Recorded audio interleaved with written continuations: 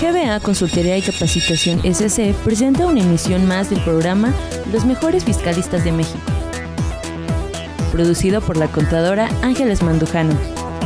El tema en esta ocasión es criterios relevantes en materia tributaria de la primera sala de la Suprema Corte de Justicia de la Nación, con la participación del maestro Carlos Enrique Mendoza Ponce, quien es doctorando de Derecho Financiero en la Universidad Complutense de Madrid, máster en Tributación, asesoría por el Centro de Estudios Financieros Madrid, España. Licenciado en Derecho por la Universidad Nacional Autónoma de México. Cuenta con diplomado en Derecho en Impuestos por el ITAM. Cuenta con diplomado en Procedimiento Fiscal por la Universidad Nacional Autónoma de México. Diplomado en Derecho Tributario por el ITAM. En su trayectoria profesional, fue secretario de Estudio y Cuenta de la potencia del ministro Arturo Saldívar en la Suprema Corte de Justicia de la Nación. Abogado hacendario de la Administración de lo Contencioso de Grandes Contribuyentes, así como de la Administración Local Jurídica de Ingresos del Oriente del Distrito Federal en el Servicio de Administración Tributaria, el SAT. En la conducción, la licenciada Norma Arzate Galván. Los dejamos con nuestro invitado, el maestro Carlos Enrique Mendoza Ponce. Gracias, amigos. Qué bueno que nos siguen en una emisión más de Los Mejores Fiscalistas de México. Y en esta ocasión, bueno, pues con la presencia del licenciado Carlos Enrique, que le agradecemos de verdad que esté con nosotros, que nos comparta pues toda la experiencia que tiene. Ya escuchamos su currículum. Y bueno, pues para todos los contadores que nos hacen favor de seguirnos más bien, y algunos abogados, pues seguramente será de mucha utilidad el tema tan interesante que vamos a platicar el día de hoy en relación con criterios relevantes en materia tributaria. Muchas gracias por estar con nosotros y pues te damos la bienvenida a nombre de GBA. Muchísimas gracias. Muchas gracias a GBA y a ti, Norma, por esta invitación que me hicieron. Es para mí un honor poder compartir un par de minutos con ustedes en relación a lo que sé. Yo les voy a platicar un poco la experiencia que tengo. Desde que acabé la carrera, llevo dedicándome a la materia fiscal. Ya escucharon que una parte estuve en España, otra parte aquí. Creo que tengo ya un poquito de años dedicándome a esto.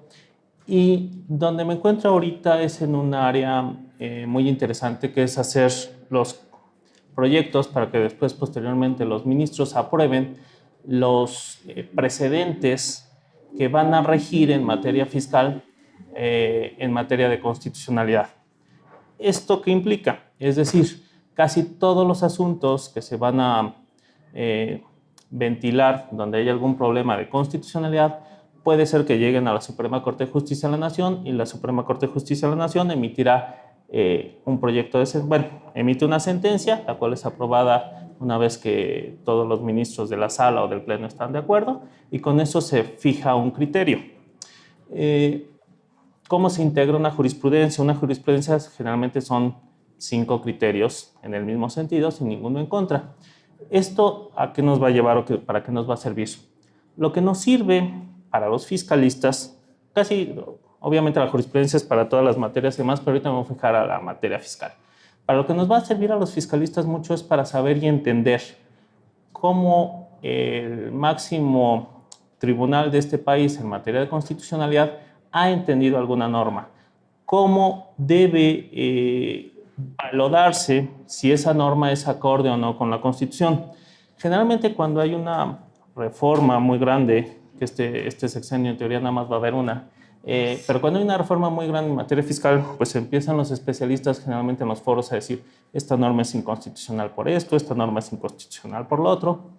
Y lo cierto es que esto no es tan sencillo, no es nada más cuestión de que alguien llegue y diga una norma es inconstitucional, sino tiene que seguir todo un camino, y este camino es el que nos va a llevar al final a concluir con una declaración, ya sea de reconocimiento de constitucionalidad o con el caso contrario, que es una declaración de inconstitucionalidad.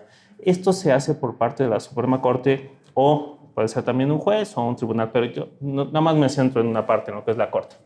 Una vez que está el criterio establecido por la Corte, ¿de qué le va a servir a un fiscalista saber que X o Y norma es inconstitucional o constitucional? Pues básicamente lo que le va a servir al fiscalista es al momento que va a asesorar a su cliente o que él tiene que tomar una decisión, puede consultar los criterios que la Corte ha emitido y con eso va a tener elementos no solo para fundar o apoyar su decisión con la ley, sino la va a poder apoyar con el criterio, con la interpretación que da un órgano, como este caso de control constitucional que es la Corte. Es decir, hay un artículo, yo soy el contador, el asesor fiscal, y tengo una duda de cómo interpretarlo. Pues, ¿qué es lo primero que hago? Voy a la ley y lo leo. Si de la lectura de la ley no me queda muy claro, pues el siguiente paso lógico sería ir a la que nosotros los abogados llamamos exposición de motivos. Esa muchas veces no es fácil de encontrar, pero vamos a suponer que rápido ya conozco, yo soy muy bueno en Google y rápido encuentro la exposición de motivos. Encuentro la exposición de motivos y ahí, ¿qué es lo que voy a ver? Voy a ver dos elementos. Uno, lo que generalmente en materia fiscal, lo que el ejecutivo, el que manda la propuesta, la iniciativa, quiso señalar que esa era la razón para modificar o introducir o quitar algún artículo, o después en el proceso legislativo, la razón o motivo por la cual alguno de los diputados o senadores propuso que se quitara, modificara, agregara alguna norma y cómo en la discusión se da eso. Entonces, si yo tengo esos elementos me va a ir permitiendo saber mejor qué es lo que querían hacer con esa norma, por qué la quitaron o por qué la pusieron. Esto no es más que un simple referente. Una vez que yo ya tengo esto, lo que me queda es ir a buscar a la página de la Suprema Corte, a lo que se llama el JUS, qué criterio es el que ha tomado algún tribunal o la Corte en materia artículo o este problema que yo tengo que no sé perfectamente cómo interpretarlo. Entonces, lo que yo voy a encontrar es lo que se llama una tesis. Tiene su rubro, generalmente 2 o 3 renglones, y un texto. ¿Qué es la tesis? No es otra cosa más que el reflejo de lo que se dijo en la sentencia. Es decir, la sentencia estaba analizando X o Y artículo y una vez que lo analiza, determina tal es inconstitucional o tal es constitucional. Está ya el proyecto de sentencia. Las sentencias generalmente antes eran muy extensas, ahora ya son más cortas, son 20, 30 fojas, 40 fojas, una sentencia grande. A casos excepcionales hay más de 200, 300 fojas, pero eso es muy raro. Realmente son 30, 40 fojas. Entonces, lo que hace el Poder Judicial, porque así lo dice la ley de amparo, es hacer una especie de resumen, sacar lo más importante del criterio y plasmarlo en lo que nosotros llamamos tesis. Es decir, la tesis va a decir el artículo X vigente en el año X de tal disposición legal es constitucional porque no vulnera tal garantía o tal derecho fundamental o tal. Y se hace un pequeño resumen de lo que decía la sentencia. Hasta ahí ya voy en un paso más. Ya tengo identificado que hay una tesis. Después de la tesis tengo que identificar si es jurisprudencia. Eso es muy fácil. Generalmente dice tesis aislada o jurisprudencia. Eso no, ya ni les complico yo la existencia con cuestiones técnicas jurídicas. Te lo va a decir. Y lo que sigue es analizar, porque muchas veces puedo yo leer la tesis y dices, todavía tengo la duda, todavía no estoy completamente convencido de si mi caso en particular es la hipótesis del asunto que la Corte resolvió.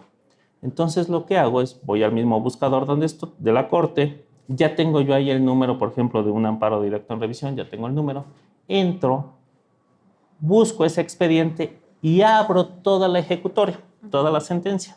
Tengo yo esa sentencia y ¿qué voy a hacer? Ahí sí, ahora sí, tengo como asesor fiscal muchos elementos para saber si mi supuesto se adecua o no a la hipótesis. ¿Por qué? Porque generalmente los criterios de la Corte, las sentencias, lo que hacemos al principio es un pequeño antecedente.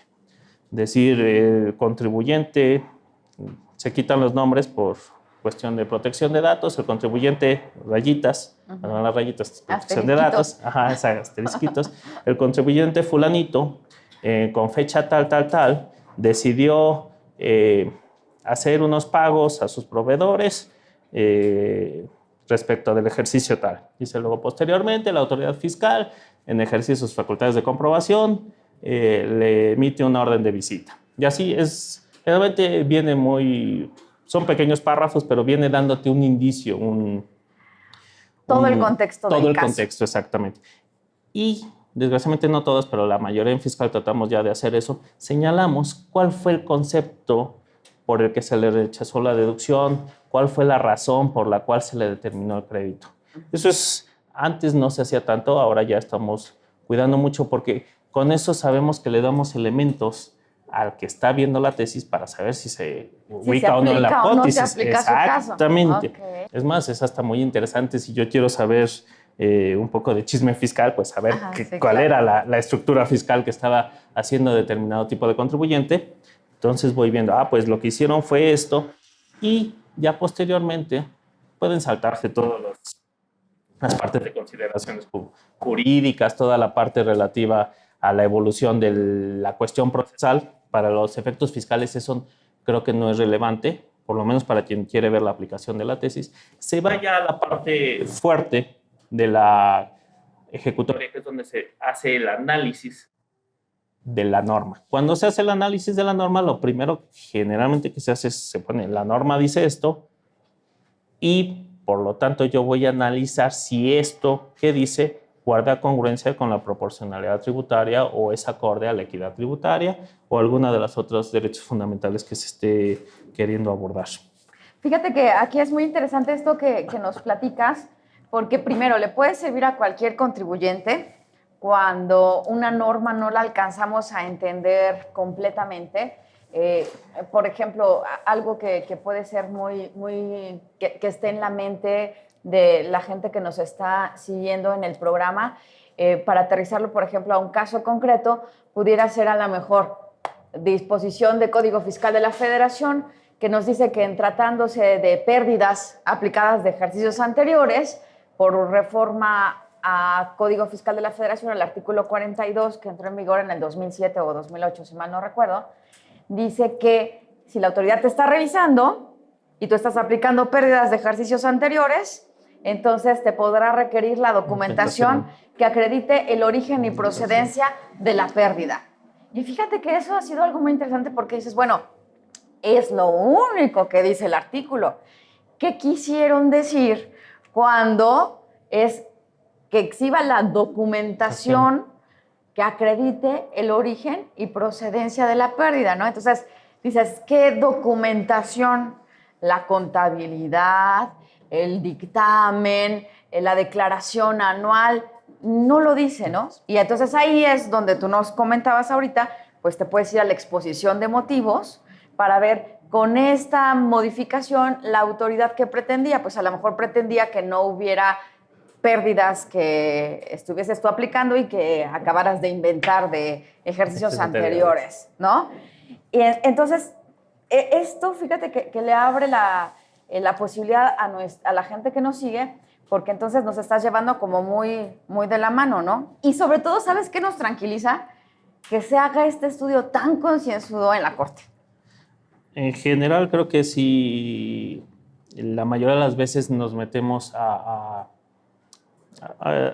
fondo del asunto. Otras veces, tal vez no es la mayoría, otras veces hay una imposibilidad que luego también cuando vean tesis se van a topar con muchas que dicen inoperancias, es inoperante el estudio de tal artículo. Eso lo que pasa ahí es una imposibilidad que le da al juzgador de entrar al estudio. De una manera muy clara, de ejemplo, la norma dice A más B más C. Y viene el caso, y el caso en lugar de venir A más B más C, viene A más D más Y.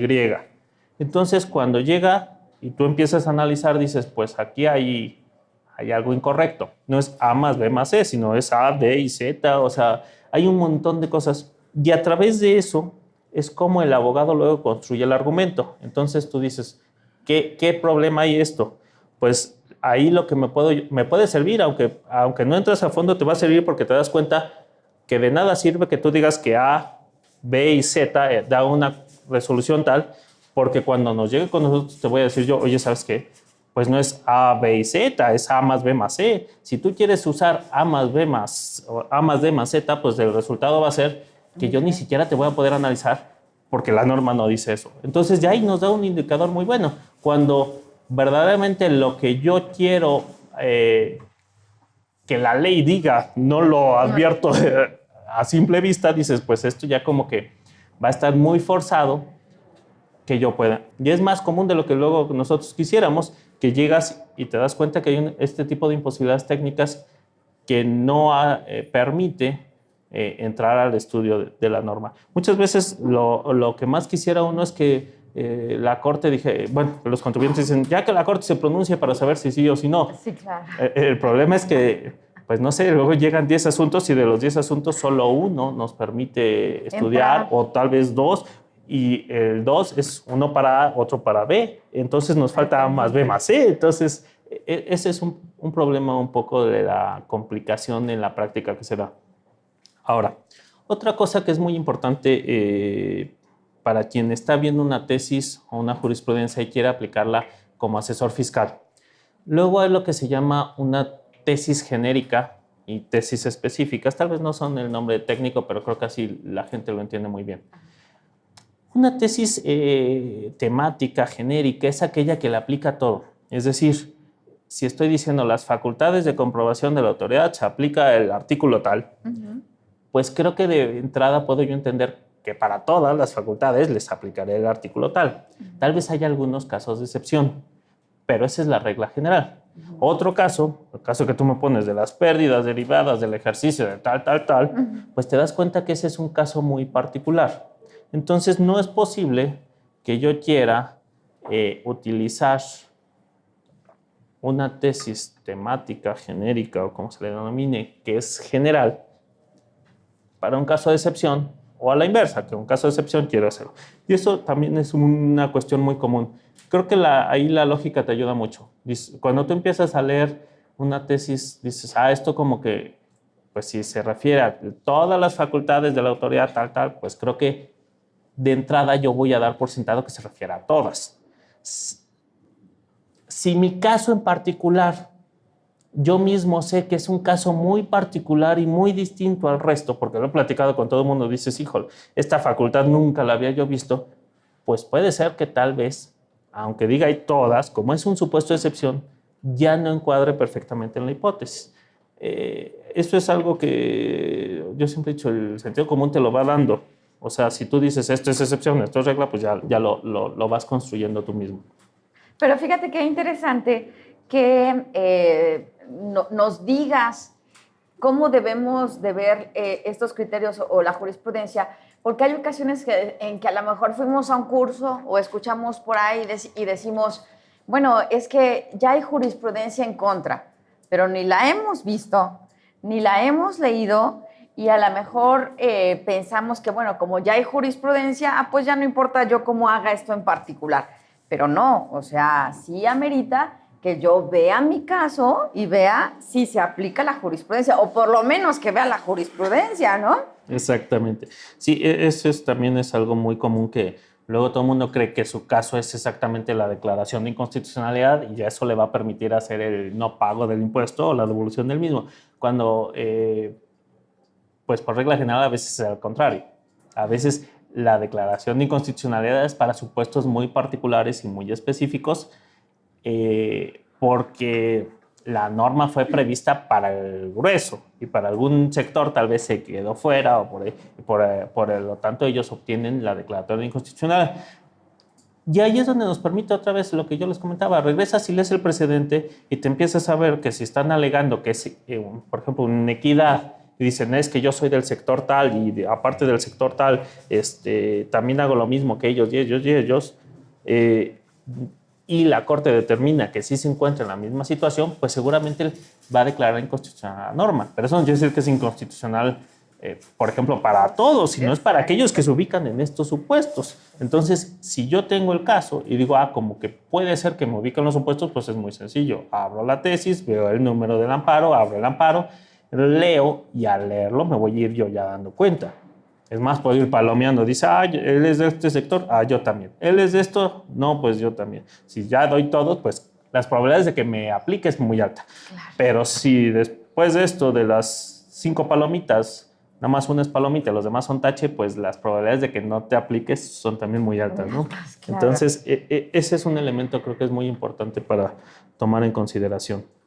Fíjate que, pues ojalá que ya pudiéramos entrar a algunos casos particulares, porque nos habías comentado que podríamos charlar en relación con lo de la litis abierta, ¿no? Y entonces me quiero ubicar aquí en casos que en algunas ocasiones me han contado los contadores, en el cual pues les llega una visita domiciliaria o les llega una revisión de gabinete, ¿no? Y entonces dicen, oiga, pues es que yo tengo toda esta información porque la autoridad no tiene razón, pero el abogado ya nos dijo que mejor nos esperemos hasta que vayamos a juicio, que en juicio seguro lo vamos a sacar adelante, ¿no? Y a veces se queda el contribuyente con el punto de, bueno, ¿cuándo debo de exhibir o no exhibir todas las pruebas? O si quieres, mejor empezamos porque nos platiques qué es eso de la litis abierta, ¿no? Sí, es un problema que se estaba dando mucho. Creo que cada vez los asesores fiscales ya entendieron más cómo debe llevarse a cabo. Y hay dos criterios que son los que dieron el cambio un poco en este tema. Uno es de la primera sala donde estoy yo y el otro es de la segunda sala. Les cuento para que vean cómo podemos ir entrando al análisis de los asuntos de una forma que sirva para saber si se ubica en mi supuesto o no, y que eso me dé como el parámetro para ya ir materializando lo que les dije hace poco de cómo analizar, por ejemplo, una tesis o un criterio. Este es un caso de una empresa persona moral que le llevan a cabo un ejercicio de facultades de comprobación y está llevando a cabo un acreditamiento de muchos millones de IVA, muchas operaciones de IVA. Empieza a hacer la revisión la autoridad y en la revisión le solicita y le dice, oye, dime de dónde estamos jalando este acreditamiento del IVA. El contribuyente no contesta nada.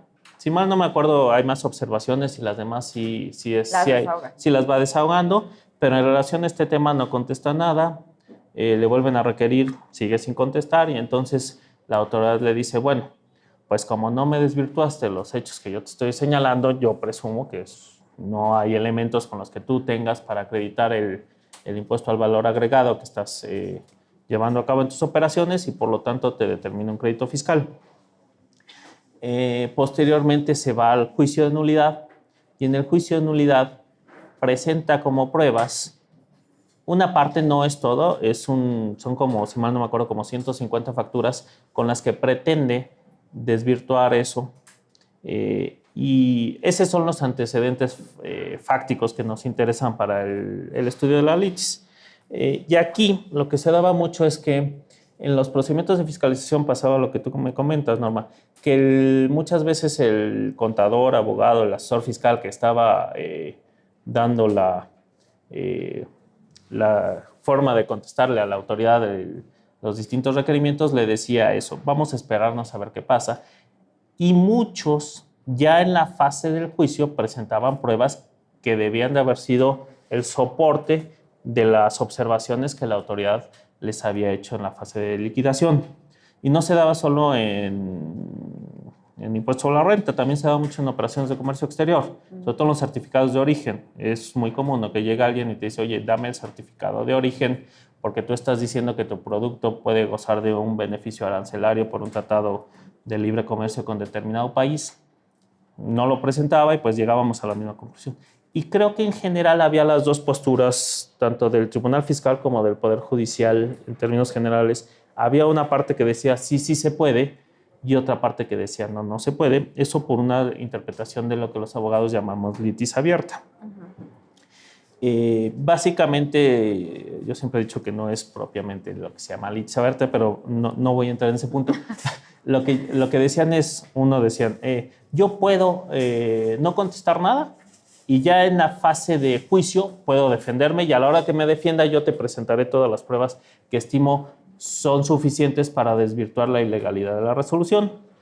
Esa es la interpretación que ellos daban a ese término de litis abierta. Y la otra postura decía, no, tú ya lo que no presentaste ya no lo puedes presentar. Exactamente. Cuando nos llega a nosotros el asunto, se empieza a discutir mucho, es un asunto de los que yo elaboré y hubo mucho rebote de ideas con otros secretarios, los ministros también hubo mucho rebote de ideas. Al final, la conclusión a la que llega la primera sala para señalar cómo debe leerse en materia fiscal este tipo de cuestiones, lo que dice es, tú eres el contribuyente, tú te autodeterminas. Por lo tanto, si la autoridad, una vez que te inicia facultades de comprobación, te solicita pruebas o te solicita documentos o lo que quieras para que tú desvirtúes las observaciones que ellos tienen, esa es tu etapa procesal donde tú debes de agotar, debes de demostrar, debes no usa el término, pero un poco, debes de defenderte. O sea, si te estoy diciendo, oye, ¿por qué hiciste esto? Pues no te quedes callado. De una vez. De una vez, saca preséntamelo, porque ya sí yo tengo la oportunidad de revisarlas y ya podemos entrar a decir si pasa, no pasa, ¿no? Dice, y por lo tanto, si tú no las presentas en esa etapa, ya después en el juicio de nulidad, no vas a poder presentar todas las pruebas que tú quieras. Ahorita me regreso un poco a ese punto. ¿Y por qué dice esto? Dice porque si no, lo que va a pasar es que el juicio de nulidad ante el Tribunal Federal de Justicia Fiscal y Administrativo se va a hacer como una especie de segunda oportunidad de oficialidad de partes. Es decir, oye, pues espérame y como la liquidación les va a llevar 6 meses, así me da tiempo a que yo ordene bien todos mis papeles, los junte bien y ya los presente yo. Y dice, pues el juicio de nulidad no es una segunda ventanilla. El juicio de nulidad es para que ya tú desvirtúes la ilegalidad de la resolución que se te determinó. Y ahí es donde entra el segundo punto. Dice, ¿por qué? Porque la resolución por sí misma no es ilegal. El hecho de que la autoridad te haya fincado un crédito fiscal derivado de que tú no pudiste controvertir las observaciones que te hizo, pues no la vuelve ilegal. Es más, al contrario, esa resolución es legal porque la norma te dice eso.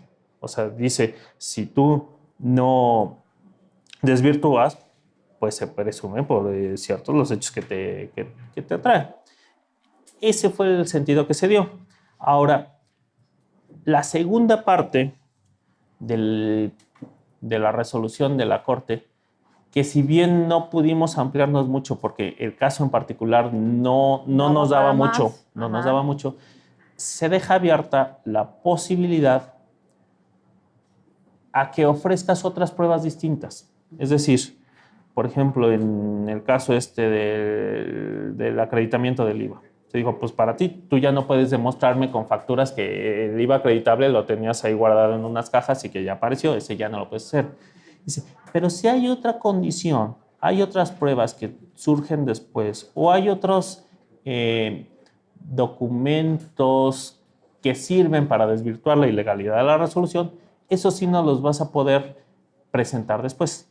Se deja, nada más te digo, esbozada la posibilidad, porque como no era el caso, a diferencia de, creo, la segunda sala sacó su contradicción de tesis y ellos sí creo que fueron más restrictivos y dijeron que lo que ya no se había presentado en la fase de fiscalización sí se podía presentar.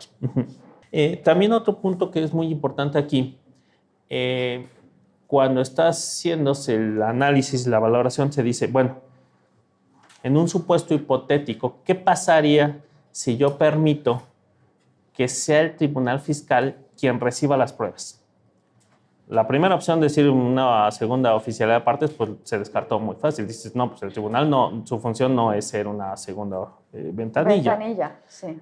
El segundo caso, que era lo que algunos litigantes decían mucho, no, pues es que el tribunal las valore, que el tribunal las estudie. Y ahí fue también cuando se hace la discusión, dice, pues es que es muy difícil o a veces materialmente imposible que el tribunal fiscal, por ejemplo, en el caso de certificados de origen, vaya a saber si el certificado de origen es válido o no. Por eso es lo importante que las pruebas se presenten en el procedimiento de fiscalización. Si tú en el procedimiento de fiscalización presentas un certificado de origen, la autoridad puede ir a validarlo con el exportador del otro país o con la autoridad del otro país, dependiendo del tratado, y saber si ese certificado es válido o no. Pero el tribunal no tiene esas facultades. O la otra, si, por ejemplo, yo sé en el caso del IVA, si llegan miles de facturas y se las doy al tribunal fiscal, pues yo creo que el tribunal fiscal lo que sabe hacer es aplicar la legalidad. No va a saber calificar si las facturas cumplen requisitos o no, si verdaderamente el IVA es acreditable o no. Entonces, esto daba una imposibilidad jurídica de la segunda opción, que era la que el quejoso quería, decir, no, pues déjale la posibilidad de que el tribunal lo pueda materializar. Pues nos dimos cuenta que esta opción no era viable y funcionalmente nos iba a complicar todo, y por lo tanto se confirmó que la opción correcta era establecer que esa era la etapa en la que tú tenías, y como en esa etapa tú eras el que estabas en posibilidades y tú eres el que te autodeterminas el impuesto, pues precluye tu derecho si no las presentaste.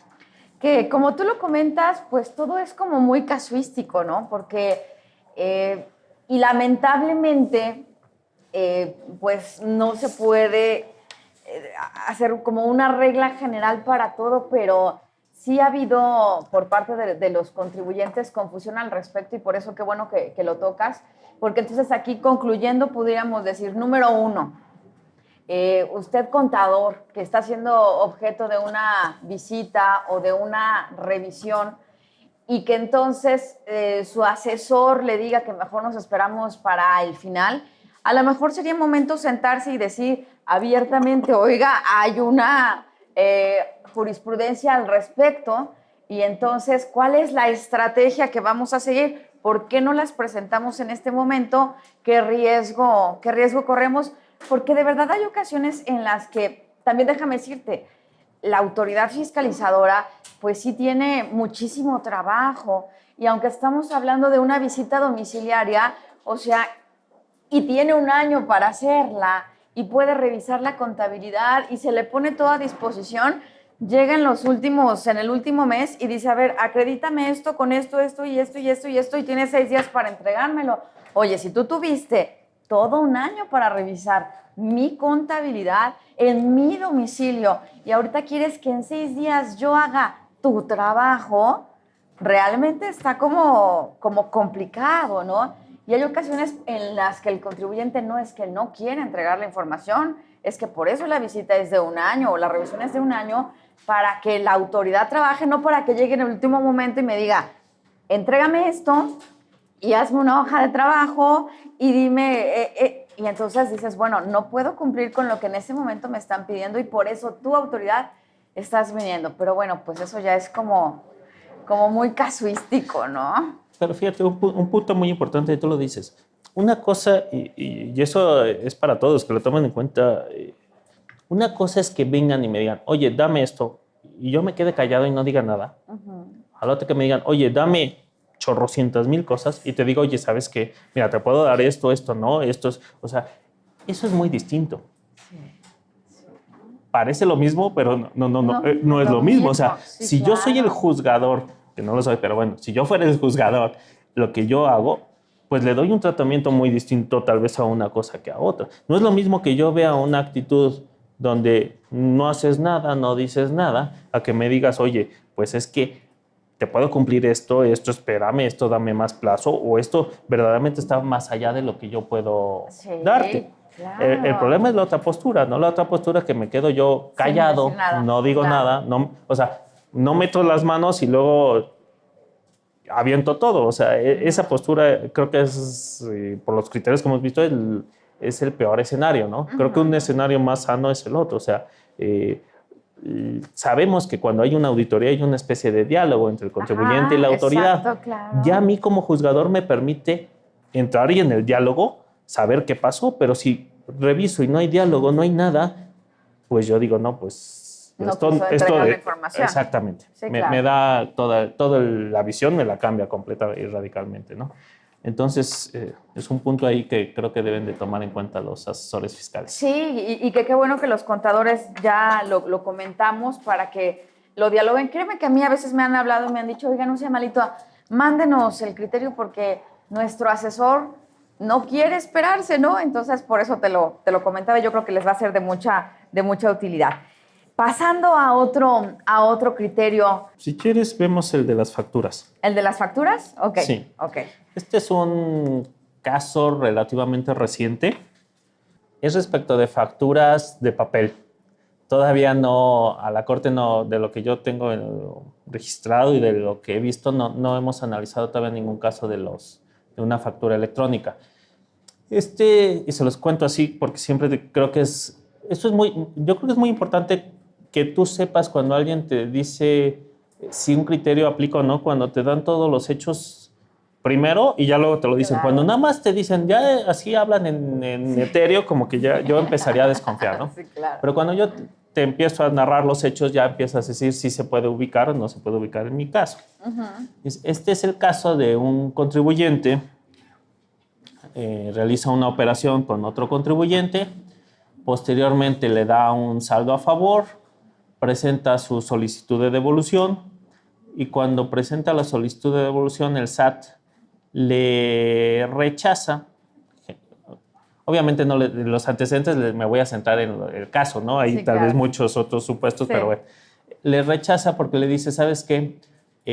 Uno de tus clientes y proveedores resulta que no está en el domicilio fiscal que señala la factura. Y dice el SAT, yo fui a hacer una inspección el día de hoy, esto es generalmente creo que es como 1 o 2 años después de la operación. 2 años después o 1 o 2 años después va y dice, oye, yo ya busqué al contribuyente en el domicilio que tengo en el RFC registrado de ese contribuyente y resulta pues que no está ahí ya. Nadie abre, nadie atiende, aquí está la constancia del actuario que levantó ahí la fe de que no estaba ahí. Y por lo tanto, como el contribuyente está no localizado, eso implica que tu comprobante fiscal no reúne los requisitos porque es una argumentación ahí un poco complicada que hace la autoridad, pero así la hace. Dice, porque el contribuyente no presentó su aviso de cambio de domicilio. Y nos llega hasta nosotros. Y dice, el contribuyente dice, es que no puede ser que por una cuestión ajena a mí y posterior me estés rechazando el trámite de devolución. Aquí en este criterio se hizo lo que llamamos una interpretación conforme de todos los supuestos normativos, porque hay ciertos casos en los que la norma es una sola y se aplica nada más un artículo, hay otra donde la autoridad había hecho toda esta serie concatenada de interpretaciones para llegar a la conclusión que ellos querían. Entonces se rearma la interpretación y se dice, esa interpretación que tú estás haciendo no es constitucional y por lo tanto, de forma excepcional, porque es muy excepcional que la Corte vuelva a modificar una parte de interpretación, dice, como la interpretación da un resultado inconstitucional, ahora yo voy a hacer el replanteamiento y analizo si verdaderamente el hecho de que el contribuyente, que era tu cliente o proveedor, después de 2 años de llevar a cabo la operación, se haya cambiado de domicilio sin presentar el aviso respectivo, puede o no justificar el rechazo del trámite de solicitud de devolución. Se llega a una conclusión y se dice, no es válido que la autoridad rechace una devolución con base en lo que estoy señalando. Y se plasman los efectos de esta sentencia y se dice nada más que ese condicionante que había puesto la autoridad no puede ser razón válida para negar la devolución. Aquí hay otro punto que es muy importante también tomar en consideración. La siguiente paso lógico que todo mundo, no sé por qué da, es que es procedente la devolución. Cuando pues no es procedente la devolución. Lo que es procedente es que la autoridad no te lo rechace por eso, pero te lo puede rechazar por otra razón. Simplemente le quité yo esa condicionante o más bien la Corte le quita esa condicionante y dice, no puedes tú condicionarlo por eso, pero puedes condicionarlo. Y así se dijo, para que no quedara duda alguna. Se dijo, si existe alguna otra razón por la cual no sea procedente, estás perfectamente en aptitud, pero ya no la puedes condicionar por eso. Ese es uno de los casos de las facturas. Cuando hemos analizado facturas, porque creo que es un tema que ahorita está muy fuerte.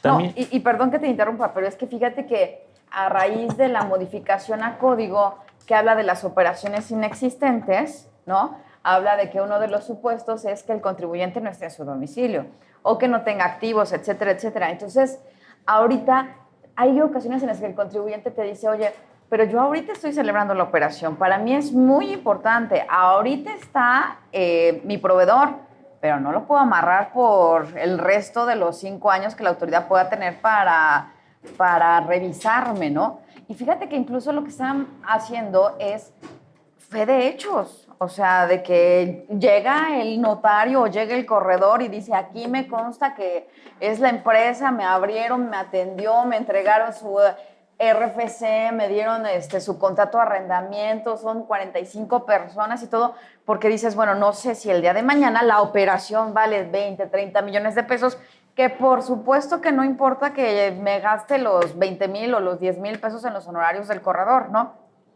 Porque si la autoridad después me sale con esto de que no estaba en su domicilio o el contribuyente no presentó su cambio de domicilio, ¿qué hago con una operación tan importante? Entonces, pues a pesar de lo que diga la Corte, así está la reforma al Código Fiscal de la Federación, ¿no? Regresando a lo que señalabas antes, dices, es que parece que cada uno es caso a caso y desgraciadamente creo que cada vez va a estar sucediendo más eso, ¿no? Que no podemos sacar tal vez criterios tan generales porque cuando lo materializas en la situación particular ya no te encuadra tan fácilmente. Y eso te lo digo porque hay otro precedente de pleno de una situación muy parecida, donde en aquel supuesto el contribuyente le pasó lo mismo. O sea, nada más que esta era una operación de comercio exterior. De ahí hace una operación, lo auditan. Cuando lo auditan se da cuenta que tiene muchas facturas de una empresa en el extranjero. Entonces, auditoría solicita al consulado mexicano y a las autoridades fiscales de aquel país que le den información y ahí resulta, por ejemplo, es para que veas cómo nos puede generalizar, porque aquel decía también, es que sabes que ya no está en su domicilio. Pues sí, pero la importación la hice hace 5 años, puede ser que se haya cambiado. Eso sonaba lógico, pero después cuando te das cuenta que le preguntan a la autoridad fiscal de aquel país y pues dicen, no, sabes que el equivalente, este RFC no existe, y no corre, y el nombre de la persona moral que tú me dices no la tengo yo registrada. Yo nunca he tenido dada de alta esto. Entonces, ya cuando tienes mucho más elementos, dices, no, pues ya el simple hecho de que la autoridad haya ido 5 años después y no haya estado el domicilio, en ese caso ya no me va a servir. ¿Por qué? Porque encuentro una serie de elementos más que me dan pues una presunción muy fuerte de que el contribuyente pues no existe. Aparentemente no existió, ¿no? Entonces, no es tan fácil señalarlo, ¿no? En unos casos sí, en otros no. Creo que ahí es donde va a entrar ya más la racionalidad de la medida y la proporcionalidad de la medida para irlo viendo. Y ahí yo creo que ya cada juzgador tendrá la posibilidad de ver. En este caso sí se me hace coherente y lógico. En este caso todos los elementos me llevan a una convicción distinta, ¿no? Creo Pero fíjate que nos da una luz a los abogados que ya tenemos en ocasión pues muy perdida esta parte de decir, bueno, o sea, a lo mejor si hay un correcto planteamiento, la Corte lo ve, lo estudia, y a lo mejor puede ser que haya un camino, digo, si no se aplica, a lo mejor ahorita el caso que se planteó en concreto fue porque el contribuyente no presentó un cambio de domicilio, ¿no? Pero en ocasiones es porque el contribuyente no presentó el estado de cuenta bancario del cliente. Y entonces, no, ya hay algo Sí, de decir, bueno, o sea, tampoco me va a dar su estado de cuenta bancario, ¿no? Sí. O tampoco me va a dar esto que me está pidiendo. Sucede mucho con el Seguro Social, ¿no? Que, por ejemplo, el Seguro Social dice que para que una persona le pagues honorarios y no integre salario a base de cotización, le tienes que presentar su declaración anual. Entonces, imagínate que no toda la gente te va a soltar la declaración anual. Pero eso ya nos va dando como un poco de luz para plantear otros casos diferentes, pero que pudieran verse como desde una óptica muy similar, ¿no? Sí, yo creo que el camino hacia donde vamos, de lo que he visto que la Corte va hacia allá, es tal vez ya esas declaratorias de inconstitucionalidad genéricas, así que antes existían, que hacían mucho ruido, ya no sean tan abundantes y más bien ya va a ser el caso específico en situaciones muy particulares respecto de supuestos muy así, que dices esto sí es muy, sí, que muy fuera de obvio. lógica, exactamente, Ajá. ¿no? Creo que es Sí. así. Últimamente hay unas nuevas facultades de la autoridad y estas son las previstas en el artículo 41 del Código Fiscal en sus diversas fracciones, donde te dice que el contribuyente, o bien, bueno, no solo este artículo, de todos los demás artículos te dicen que el contribuyente tiene la obligación de autodeterminarse y aparte que te autodeterminas, tienes la obligación de presentar declaración, dependiendo de tu régimen y demás, puede ser mensual o puede ser anual. Y se le permite a la autoridad que en caso de que se advierta que no está la declaración, puede ser mensual o puede ser anual, le requiera al contribuyente que la presente. Si no la requiere, si no la presenta, lo vuelve a requerir. Si no la presenta, lo vuelve a requerir. Los va a ir multando por cada incumplimiento que haga. Dice, pero el legislador le da aquí una facultad interesante a la autoridad. Dice, bueno, si después de 3 requerimientos no los atiende, lo que va a hacer la autoridad es determinar un impuesto, un crédito fiscal, con base en de las últimas 6 declaraciones, va a tomar la más alta y esa va a considerar que es tu impuesto a pagar para ese periodo o ejercicio. Esta es la primera parte de la fracción segunda y está la segunda parte. La segunda parte dice, bueno, si es el mismo caso, el contribuyente no ha presentado declaración, pero la autoridad tiene hechos fehacientes de que obtuviste un ingreso, te los va a requerir. Igual, si después de 3 no cumples, pues ya la autoridad va a decir, ¿sabe qué? Como usted se le olvidó hacer su declaración, yo se la hago por usted y le digo que me debe tanto. No sé qué tanto la ha estado usando la autoridad, yo creo que bastante, porque para que nos lleguen acá a la Corte es que se han estado usando bastante. Y lo que vienen a impugnar y vienen a cuestionar mucho es, dicen, es que, ¿sabes qué? Esto es vulneratorio de proporcionalidad tributaria, seguridad jurídica. Empieza la Corte a analizar, la primera sala a analizar y dice, a ver, vamos a entender qué razonabilidad y qué objetivo tiene esta medida. Ya sé lo que les digo. La Corte hace exactamente lo que les digo yo, revisa el artículo, se va a la exposición de motivos, ve que la exposición de motivos lo que se quiere es fortalecer la fiscalización, se quiere tener elementos para que cumplan los contribuyentes. Y después de eso, ¿cuál es el siguiente paso que lleva a cabo el juzgador constitucional para saber si la medida es constitucional o no? Pues analiza el mecanismo y dice, a ver, ¿a quién le corresponde la determinación del impuesto? Pues al contribuyente. No la hizo. Después, ¿qué pasa? Pues hay 3 veces que van y le dicen, oye, hazla. No la haces, te multo. No la haces, te vuelvo a multar. Si después de todo eso se le permite las dos hipótesis que ya les comenté, entonces se dice, hay una vulneración a la proporcionalidad. Casi todos los argumentos vienen diciendo, es que viola mi capacidad contributiva, no saben cuántos gastos tengo, están haciéndolo sobre el bruto, no sobre el neto. Y dice la Corte, pues este es un supuesto como de excepción a la regla general de la proporcionalidad tributaria. ¿Por qué? Porque la proporcionalidad tributaria y tu capacidad contributiva, tú eres el que sabes cuál es tu verdadera. Si tú no me la reflejas, si no se la reflejas a la autoridad vía declaración, pues no hay forma de que se sepa cuál es.